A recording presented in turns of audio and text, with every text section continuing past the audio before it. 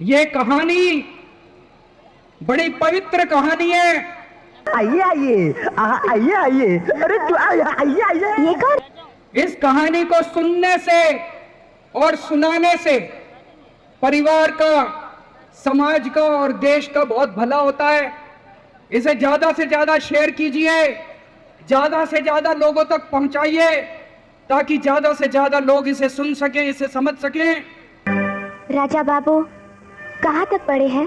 5वीं में 5 बार से। अगली बार वोट डालने जाओ तो ऐसे आदमी को वोट डालना, ऐसे आदमी को प्रधानमंत्री बनाना जो कम से कम इतनी तो समझ रखता हो कि 2000 का नोट कैंसिल करना है कि चालू करना है। इस कहानी को जितनी बार सुनोगे, जितनी बार सुनाओगे, उतनी भगवान की कृपा आपके परिवार के ऊपर बरसेगी। इस कहानी का जितना प्रचार प्रसार करोगे, उतना देश की तरक्की होगी, उतना समाज की तरक्की होगी। तो जिन लोगों ने कहानी सुनी है वो भी बड़े ध्यान से दोबारा सुनना, अच्छे से सुनना और इसका खूब प्रचार प्रसार करना। ये कहानी एक राजा की है, एक चौथी पास राजा की कहानी है, एक अहंकारी राजा की कहानी है, एक भ्रष्टाचारी राजा की कहानी है। आप लोगों ने राजा और रानी की कई कहानियां सुनी होंगी। इस कहानी में राजा तो है, रानी नहीं है। बहुत अच्छे आज क्या? तो एक महान देश था, कई हजार साल पुराना देश। उस देश के एक गांव में एक बच्चा पैदा हुआ, बहुत गरीब घर में एक बच्चा पैदा हुआ।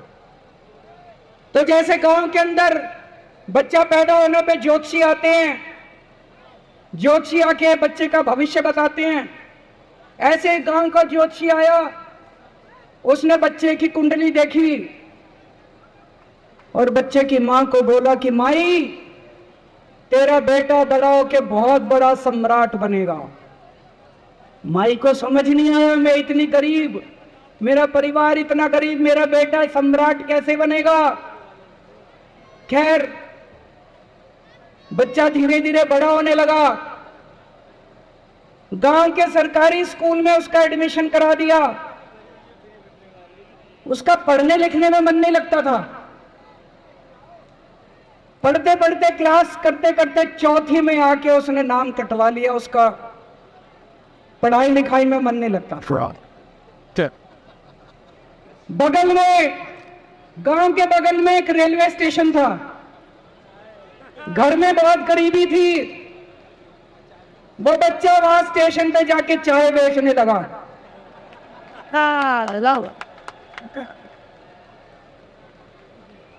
चाय बेच के अपना गुजारा करता था। वो भाषण बहुत अच्छा देता था, बचपन से ही बड़ा अच्छा भाषण देता था। गांव के लड़कों को इकट्ठा कर लेता और भाषण देना चालू करता। धीरे धीरे आसपास के गांव में फैल गया कि यह बच्चा भाषण बड़े अच्छे देता है। आसपास के लड़के भी इकट्ठे हो गए और जो मर्जी टॉपिक हो भाषण देना चालू कर देता और रुकता ही नहीं था। घंटों घंटों तक भाषण देता रहता है। बच्चा बड़ा हुआ। ज्योतिषी ने कहा था बड़ा होके बच्चा उस महान देश का सम्राट बन गया। लेकिन राजा तो अनपढ़ था, उसे तो कुछ आता नहीं था। अफसर आते उस अनपढ़ राजा से जहां मर्जी साइन करा लेते, जहां मर्जी जो मर्जी साइन करा ले। वो राजा अनपढ़ था, उसे लगता था मैं अगर अफसरों से पूछूंगा तो मेरी कमजोरी सबके सामने प्रकट हो जाएगी। अफसरों को लगेगा मेरे को कुछ आता नहीं है। अफसर जो मर्जी लेके आते थे वहां साइन कर देता था। धीरे धीरे पूरे देश के अंदर फैल गया कि राजा अनपढ़ है, राजा अनपढ़ है। राजा को बड़ा बुरा लगने लगा। तो राजा ने कहीं से एक फर्जी डिग्री का जुगाड़ कर लिया। एक फर्जी डिग्री का जुगाड़ कर लिया, एमए की डिग्री का। और राजा बोला मैं एमए हूं। पर सच्चाई तो पूरे देश को पता थी। राजा तो अनपढ़ था। धीरे धीरे राजा अहंकारी भी होता गया है। अहंकारी राजा, ऊपर से अनपढ़। जो मर्जी उस राजा के पास जाता, उन राजा से कुछ भी पास करा के ले आता। एक बार कुछ लोग गए, राजा को बोले जी नोटबंदी कर दो, नोटबंदी करने से भ्रष्टाचार खत्म हो जाएगा, आतंकवाद खत्म हो जाएगा। राजा को कुछ समझ नहीं आया। राजा की खूब चमची मारी उन्होंने। राजा ने एक दिन शाम को टीवी पे आके 8 बजे नोटबंदी कर दी। पूरे देश का बेड़ा गर्क हो गया। लंबी लंबी बैंकों के सामने लाइनें लग गई, कई लोग मर गए, दुकानें बंद हो गई, रोजगार बंद हो गए, बड़ी बड़ी इंडस्ट्री बंद हो गई, पूरे देश का बेड़ा गर्क हो गया। फिर एक दिन कोई आके बोला जी 2000 का नोट ले आओ। राजा 2000 का नोट ले आया। 4 साल बाद कुछ लोग आके बोले जी 2000 का नोट बंद कर दो। राजा ने 2000 का नोट बंद कर दिया। राजा को अकल तो थी नहीं, बेवकूफ था, अनपढ़ था। कभी 2000 का नोट चालू करता था, कभी 2000 का नोट बंद करता था। अबे आजा वहां आवाज आ जाएंगे। एक बार कुछ लोग आके बोले जी ये किसानों के कानून बना दो, इस कानून से किसानों का भला होगा। राजा ने कानून बना दिए। पूरे देश के किसान सड़कों पे उतर आए। 750 किसान मर गए आंदोलन में।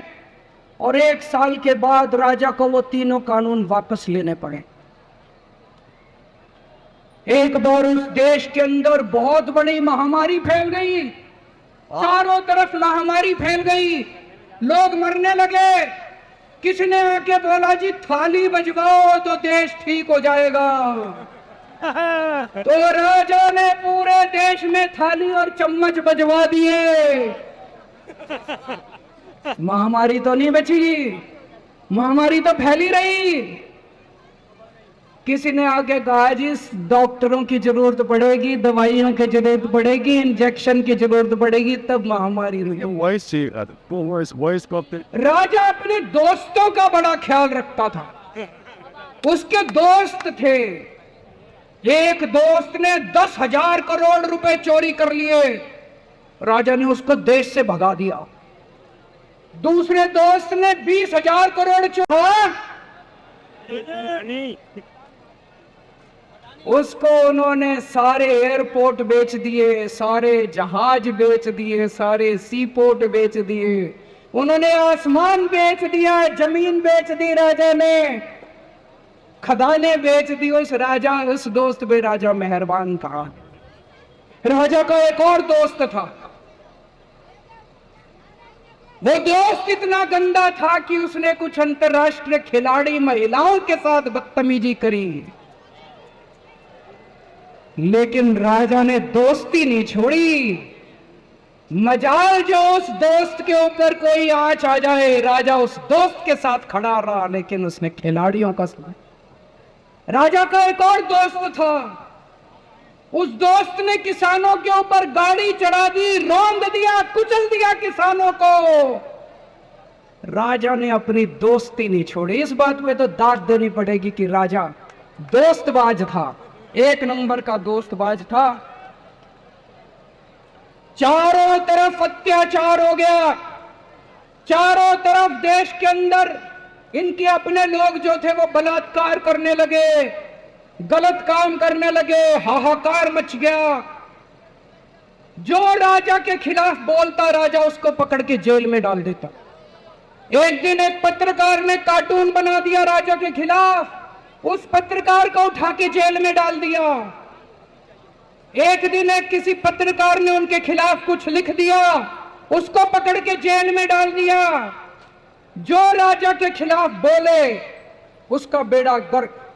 कोई जज अगर उस राजा के खिलाफ ऑर्डर करता था, राजा उसको बख्शता नहीं था।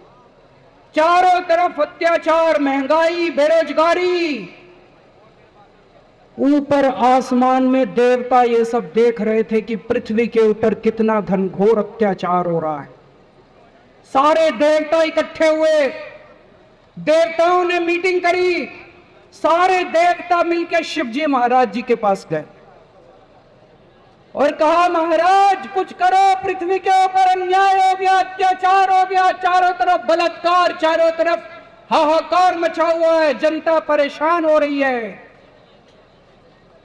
पृथ्वी जी शिव जी महाराज जी ने अपनी तीसरी आंख खोली और दोस्तों यहां प्रचंड पृथ्वी के ऊपर अजीब अजीब घटनाएं घटने लगी। उज्जैन के अंदर महाकाल की 6 सप्तऋषियों की बड़ी बड़ी 10 फुटा भारी भारी मूर्तियां थी। एक दिन बारिश और तूफान आया और 6 की 6 मूर्तियां टूट गई। लोगों ने कहा बड़ा अपशकुन हो रहा है, बड़ा अपशकुन हो रहा है।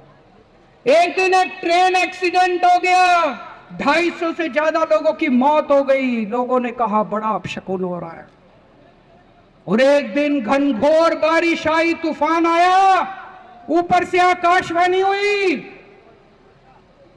सारे देश की जनता को भगवान ने कहा कि आप महान देश के लोग हो, क्या कर रहे हो, उठो, खड़े हो जाओ और इस अहंकारी राजा के खिलाफ सब लोग मिलकर आवाज उठाओ। भगवान आपके साथ है। और उसके बाद दोस्तों सोई हुई जनता जाग गई और 1 साल के अंदर उस अहंकारी राजा का राजपाट जनता ने उखाड़ के फेंक दिया। और उसके बाद वो महान देश दिन दूनी रात चौगुनी प्रगति करने लगा। ये कहानी बड़ी पवित्र कहानी है। इस कहानी को सुनने से और सुनाने से परिवार का, समाज का और देश का बहुत भला होता है। इसे ज्यादा से ज्यादा शेयर कीजिए, ज्यादा से ज्यादा लोगों तक पहुंचाइए ताकि ज्यादा से ज्यादा लोग इसे सुन सकें, इसे समझ सकें। अंत में आपसे एक ही विनती है, अगली बार वोट डालने जाओ तो ऐसे आदमी को वोट डालना, ऐसे आदमी को प्रधानमंत्री बनाना जो कम से कम इतनी तो समझ रखता हो कि 2000 का नोट कैंसिल करना है कि चालू करना है।